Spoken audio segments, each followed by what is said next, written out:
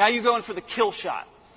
The kill shot with an ambush, deadly, because he doesn't see it coming.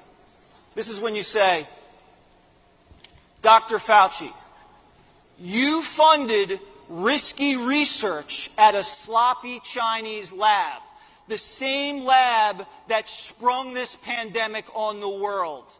You know why people don't trust you, don't you? Boom! He is dead. He is dead. He's done. That just is such a reflection of the craziness that goes on in society.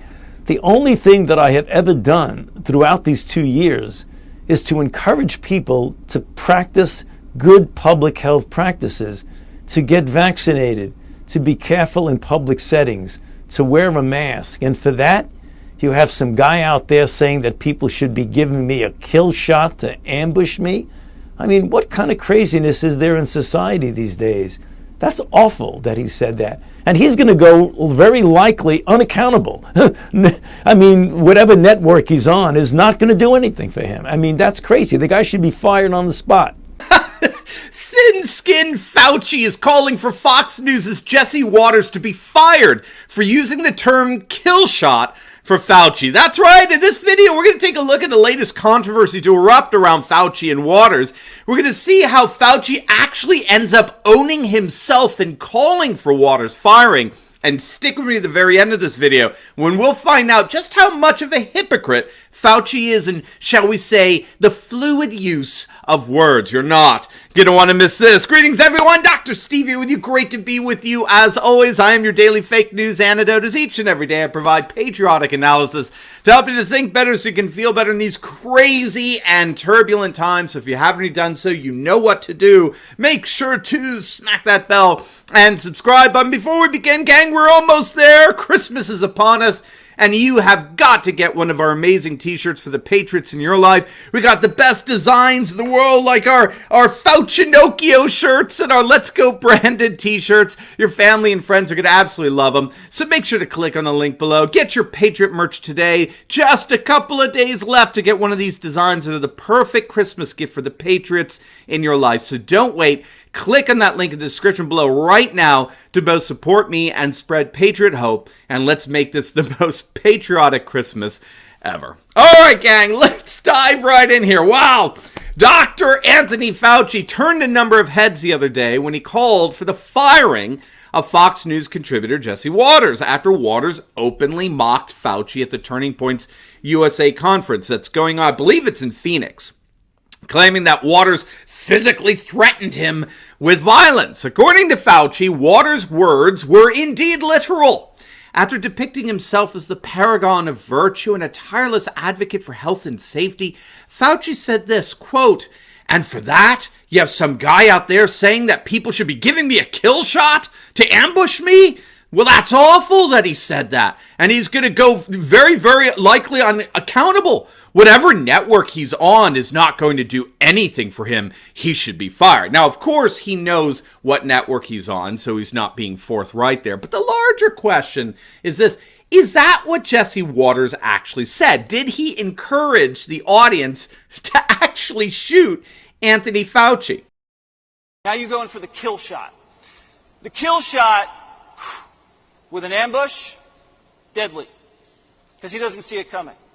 This is when you say, Dr. Fauci, you funded risky research at a sloppy Chinese lab, the same lab that sprung this pandemic on the world. You know why people don't trust you, don't you? Boom! He is dead. He is dead. He's done. Now, how you do that? 30 seconds. That's all you need. 30 seconds.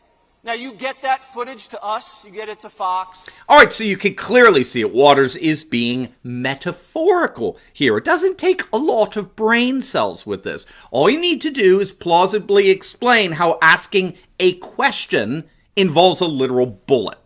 If you can magically get a bullet to appear from a rhetorical question, you got powers that go way beyond this situation, let me tell you that. However, if you don't understand how metaphors work in rhetoric, then you probably have no business using words to comment on what was said. After all, when Fauci says that Watters should be fired, he certainly isn't advocating cremation, is he? He's not suggesting that he be thrown into a furnace.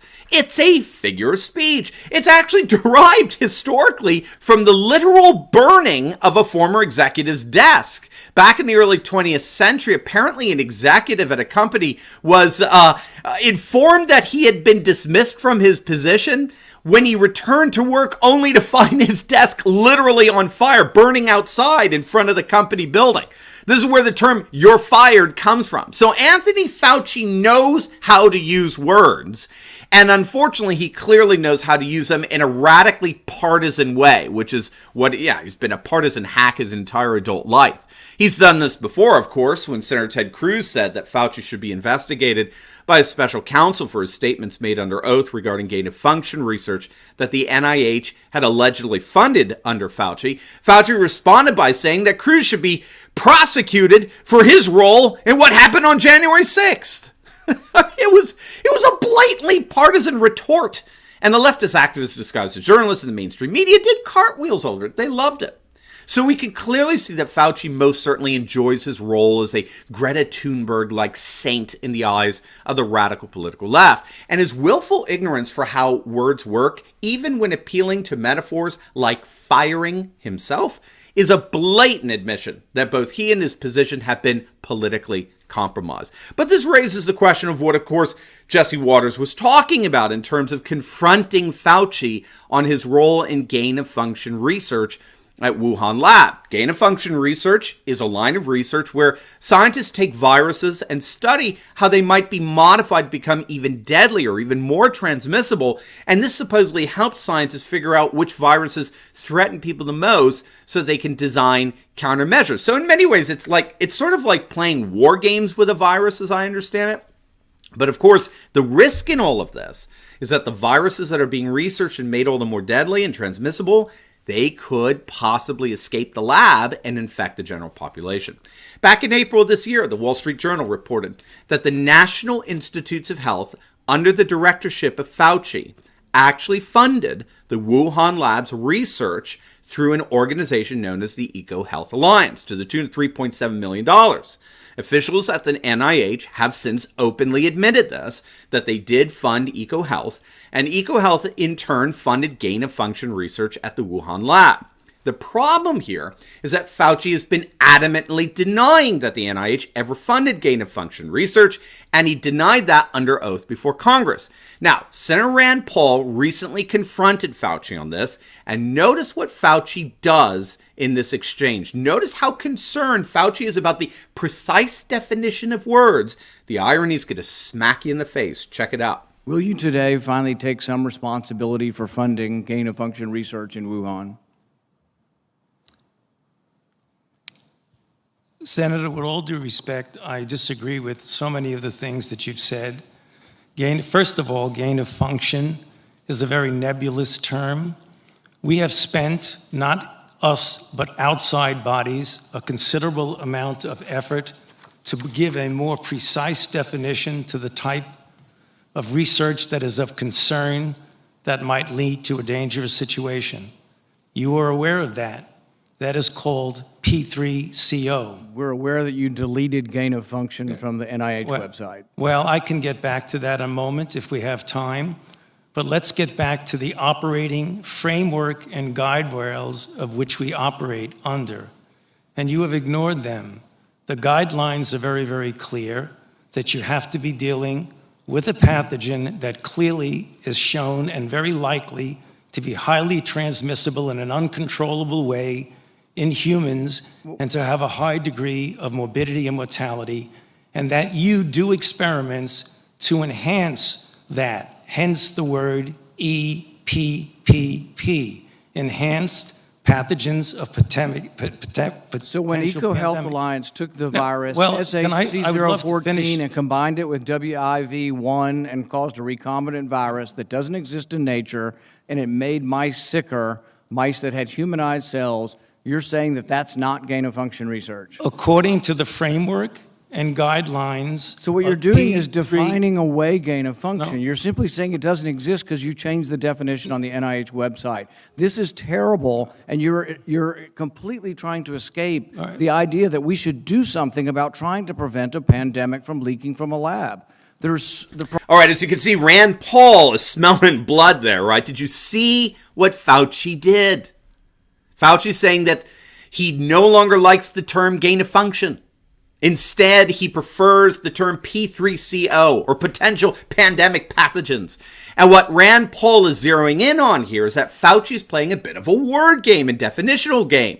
He's redefining the terms in such a way that he can escape any culpability for the actual gain of function research that is NIH funded, as well as its possible harms. And as part of that redefinition, Rand Paul is pointing out that the NIH removed language of gain of function research from its website when things started getting hot on this point several months back. So it's painfully obvious what's going on here. It's actually a fallacy, what Fauci's doing here. It's called the no true Scotsman fallacy, and it's a defense mechanism where a person refutes any criticism of his argument by basically saying, well, that's not what I'm saying. That doesn't apply to what I'm saying. So whenever the debate opponent brings up some really good points against the other side's argument, the other side simply adjusts and modifies their argument in such a way that basically excludes those good points. So what you're hearing is Rand Paul eviscerating Fauci with clear evidence of gain of function research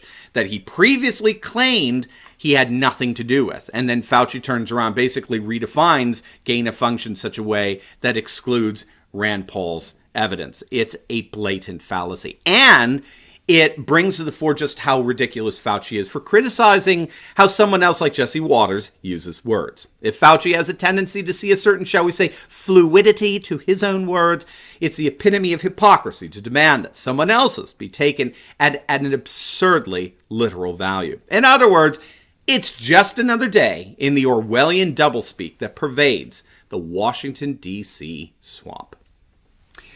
Now, before you go, you will definitely want to check out my latest video on a new billboard. You're going to love this. It's a new billboard depicting Biden and Harris as Dumb and Dumber, going absolutely viral, all as another Democrat switches to the GOP. You're going to absolutely love this. It's going to make your day. So make sure to click on the link, and I'll see you over there.